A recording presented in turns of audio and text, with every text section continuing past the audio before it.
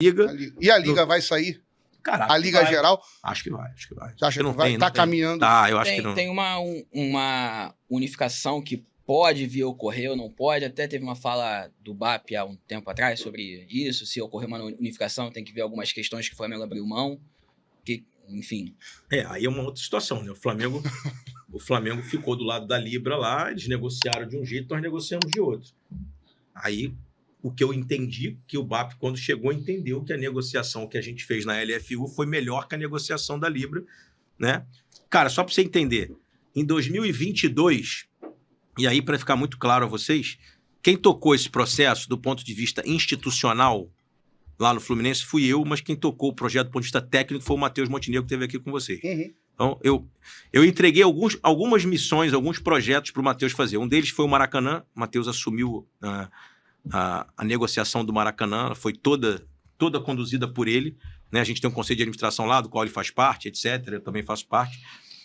Mas quem conduziu a negociação do Maracanã, para a gente ficar 20 anos no Maracanã, foi ele. E eu também pedi a ele que cuidasse, porque assim, vocês imaginam a quantidade de coisas que a gente faz numa semana dentro de um clube de futebol, né? E a gente precisa, obviamente, distribuir tarefas para as equipes, né? Você tem que confiar nas suas equipes, elas são competentes, né? Isso é até uma coisa que eu também aproveitando para falar aqui, como falei outro dia no podcast do Globo. As pessoas têm uma ideia completamente equivocada de que eu sou um centralizador e etc. Quando, na verdade, eu sou só o presidente que bota a cara porque eu tenho que dar as coletivas, porque eu tenho que me comunicar com o meu torcedor. Mas o clube, a gente está aqui, só para vocês saberem, a gente está aqui falando e está tendo uma reunião agora lá no Fluminense. Eu deixei uma reunião lá da equipe de marketing sobre o Mundial, sobre a relação com os torcedores, sobre os eventos. E eu até gosto de ser surpreendido no sentido de continuar me emocionando. Tem muitas coisas, por exemplo, a despedida do Fred, por exemplo, ela foi toda tocada pela equipe de profissionais do clube. Eu só cheguei lá e me emocionei. Eu não chorei só porque eu estava emocionado porque o Fred estava encerrando a carreira ou porque a gente tinha uma relação muito próxima. Eu estava emocionado porque eu não sabia que nada daquilo ia acontecer.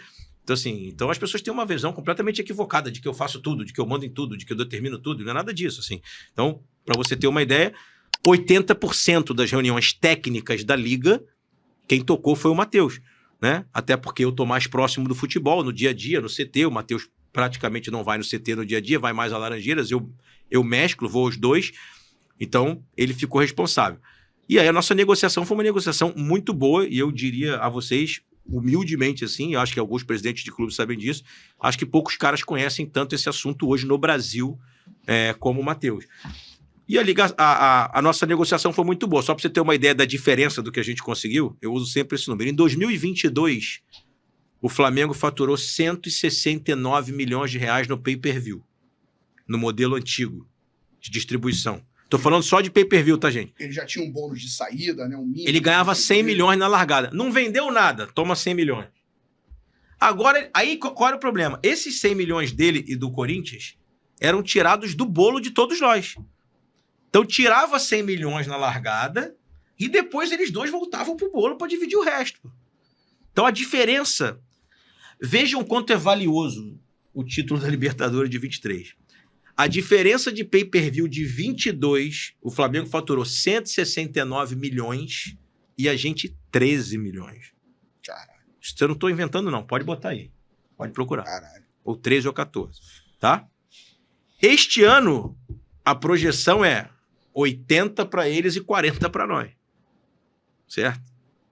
Então, assim, a gente diminuiu a diferença de maneira muito considerável. Não só para eles, mas para todo mundo. Tá? E aí, respondendo a tua pergunta, quando a nova diretoria do Flamengo assume, ela faz a leitura de que a nossa negociação da LFU foi melhor que a negociação da Libra, e aí, para juntar, ele acha que, enfim, tem que rever algumas coisas, mas assim, eu já te antecipo que a gente não vai rever. É um dos teus orgulhos da tua gestão, a Libra? A Liga? Ah, lógico, cara. Porque o Fluminense voltou a ser protagonista... Sim. Do futebol brasileiro, sim, porque o Fluminense encabeçou essa liga, né? Não tem como fugir disso. Cara, nós somos... Vocês são a cabeça. O Fluminense é a cabeça da Fluminense, liga. Fortaleza e Inter são as locomotivas, enfim, da LFU, mas principalmente, por isso que eu te falei que há uma diferença entre institucional e parte técnica. A parte institucional de ir para o confronto, que tinha que ser minha mesmo, tá? Não é porque o Matheus não tenha Não é que a gente não pudesse fazer o sentido inverso, assim, que eu pudesse estar fazendo a parte técnica e institucional. Não é isso. Mas é porque, como eu sou o presidente do clube, as reuniões institucionais tem que estar o presidente do clube. Tem essas reuniões dos enfrentamentos lá no início, enfim, de dizer não vamos ceder. Porque o que aconteceu no início, assim? No início vinha com aquela... grande, né? No início vinha aquela conversinha de vai ficar do lado dos pequenos, hein? Ouvimos muito isso, né? Você vai ficar do lado dos pequenos, hein? A Aí um torcida dia... tinha essa preocupação. Isso, aí um dia... Foram duas situações, não vou citar o nome aqui dos personagens, mas teve uma primeira que um personagem me levou uma conta e onde ele botou a gente assim numa planilha, na ideia deles, ganhando muito mais que alguns clubes que normalmente ganham a mesma coisa que a gente. Aí eu falei, isso aqui é para me seduzir, não? Para me convencer? Por quê? Eu falei, não, porque você vai me convencer, porque eu tô ganhando muito mais na sua planilha, mas você não vai convencer os 3 caras que estão abaixo de mim. Você acha que os caras são otários, pô? Vocês não vão aceitar isso aí de nenhum. Porque eu também não aceitaria. Se eu estivesse ali na posição deles, eu não aceitaria. Então, isso foi uma das situações que aconteceu. A outra é que eu dizia assim, eles me ameaçavam com esse negócio de você estar do lado dos pequenos. Eu dizia, vocês querem me chamar para uma cobertura no Leblon, uma baita festa, vamos tirar uma puta foto, postar no story, uma porrada de gente, vocês vão embora para casa de Ferrari e eu vou de ônibus. É isso que vocês querem? Assim, ó, lá o cara tá na festa dos ricos, lá, dos grandes, pô, legal pra caralho. Eu assim, quero não, irmão. Eu quero que você ande de BMW, sacou? Mas eu ando de Mercedes. É isso aí. Então, assim, eu quero estar saindo da festa bonito também. E aí foi isso.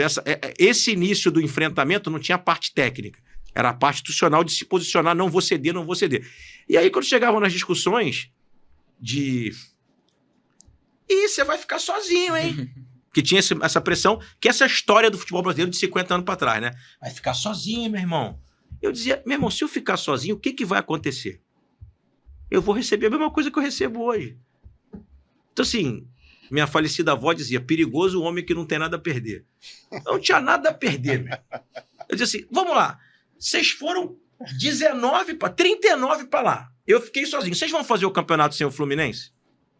Vão não? Não, eu vou ganhar a mesma coisa que eu ganho hoje. Então eu tô lutando por uma coisa que é, se eu ficar vencido de 39-1, eu fico com o mesmo dinheiro que eu tenho. Ou seja, fudido.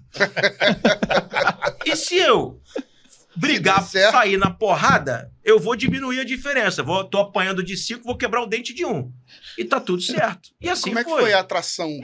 Porque tem a grande virada da LFU, quando ela atrai Corinthians, Vasco, Botafogo... Não, beleza. Aqui, até para fazer um disclaimer aqui, na verdade, eu não tô dizendo que eu fui o grande líder e puxei os caras, não. Já tínhamos o grupo, que eu tô dizendo. Já tinha. É que as ameaças vinham em todos nós, sabe? Uhum.